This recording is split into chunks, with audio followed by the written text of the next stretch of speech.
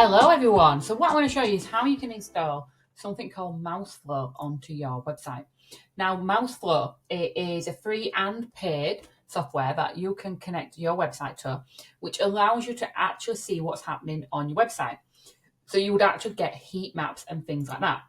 So for instance, if we just show this as an example, you'll be able to see if there's been any errors on your website. You'll be able to see how many times people clicked a certain thing and where they actually clicked it on your website.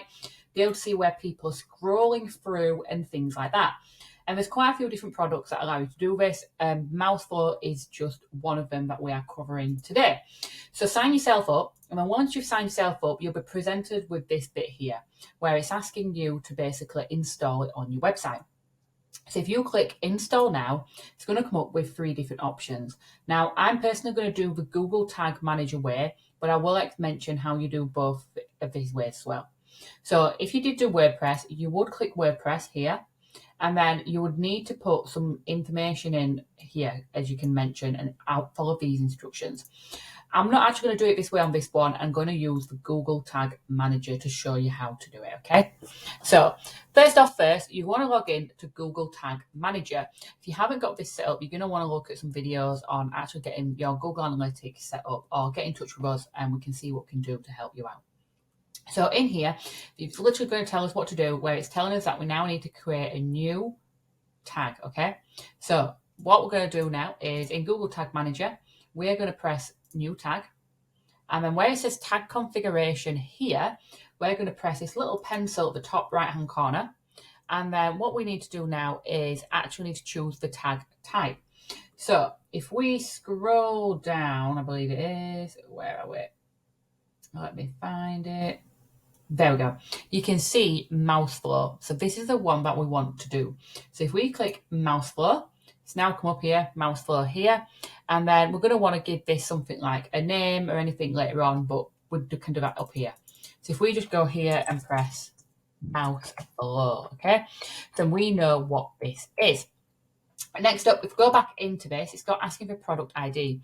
Now, the way to get this is we need to just, this here where it says your website ID, if we copy that to the clipboard, we can then put that in there. You can see now it's got the little product ID there. And then all we need to do next is ignore that bit there. Sorry, just ignore that. So just pop that in. And then now we're going to set up the actual GTM bit. So this bit is the triggering one. So if we click on that, the one I want to pick is all pages. So you can see here we've got Mouseflow, we've got it assigned to project ID, and we've got it assigned to all pages. And then we're just going to press save. And that's it. So now we can see this tag at the bottom here. But the thing that a lot of people forget to do is press this little button at the top, which says submit. And this is going to then put our changes through. So I'm just going to put added Mouseflow and just put added Mouseflow tag, just so that I know what happened, and then press publish. Happy days. So now we can see that, so obviously you can see there's a tracking code here for something else that's like Mouseflow, which is called Hotjar, but now this is Mouseflow. So happy days. So now we can come back to here and we're going to press next. And now it's basically asking us that we're going to test this out kind of thing. So all we need to do is press close.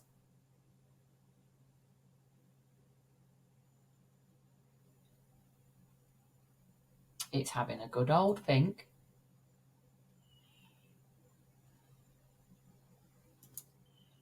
Right, there we go. So you can see here, happy days. So now we're going to press the settings at the top right.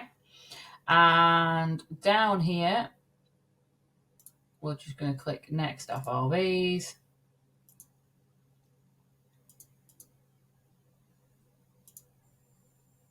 Saying it's not done it. Hang on, just press next again.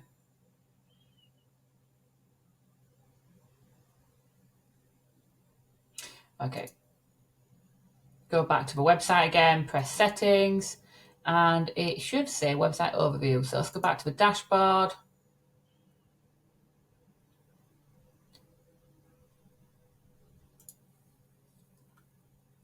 Okay, I know what we've missed. So what we need to do is load up the website. So I'm just going to refresh the website just to load it up again. There we go. So now we've got the website up. You can see now this is changing to our codes installed, and we need to activate tracking. So if we click activate tracking, enter our full name just to confirm that we're happy for it to do it, and then we can press confirm and activate tracking. There we go. So now it's saying that the recording is going to work and happy days. If I just come off this and if we click in here, so what's going to be happening now, obviously it's not got no data at this moment in time, but what is going to actually happen is it's going to start recording when someone goes on and providing us with heat maps as well, so we can see what's happening on our website. So for instance, I'm not actually sure if it's going to work in the guest browser, but let's just try. So if I go onto this, so what would happen is, let's just say someone went over to services and they clicked on Tech Geek in Your Pocket. It should basically, it won't track this page because this is actually a different page, but it will actually track what's happening in regards to what people are doing, where they're going, what they're clicking on, and things like that. This is what this will actually now do for us. So if I come out of this and back in, I don't think it's going to do it pretty straight away, so I can show you. Oh, there we go. So we can actually see we've got one recording done from one user, and they had 2 page views. So if we go into recordings now, we can see here, this is me. So we've got that there. So if we clicked on it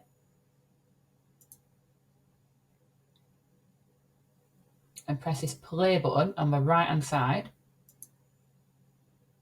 it's going to bring us through this lovely screen to show. So now you can see me, clicked on services, Tech Geek in Your Pocket. As I mentioned, it won't track back because it's on a different subdomain.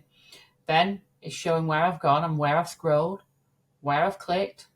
It's coming through to that other page. You can see where I've scrolled through as well. And it's showing you the journey that someone's taking, which is huge beneficial to anybody, because then you can actually see what people are doing on your website. Like, why are people not clicking that button, for instance? Is there something you can do to change that button, and etc.? And on here, if you go to heat maps, you can see other stuff. So you can actually see then what's happening in regards to your heat map. So obviously there's not much data right now, but it would show you like how many clicks things have had. And then you can see, well, there's no point in a button being there because people aren't clicking it and things like that. Also, we haven't got enough data for you to actually visually see this little bit, but that's what that kind of does. So like, even if we go to power hour, we can see 58% of the page was scrolled. You can go to movement as well, and you can see what happens in regards to where do people move their mouse. So we can see down here, this little heat, can you see this little purple bit there? You can see here, little dots, just to show you where people's mouse was throughout this journey as well. So hopefully that kind of makes sense, but it is straightforward. It's as if you're doing it for Google Tag Manager to install. Obviously you can install it for WordPress as well. But any issues, please just let us know.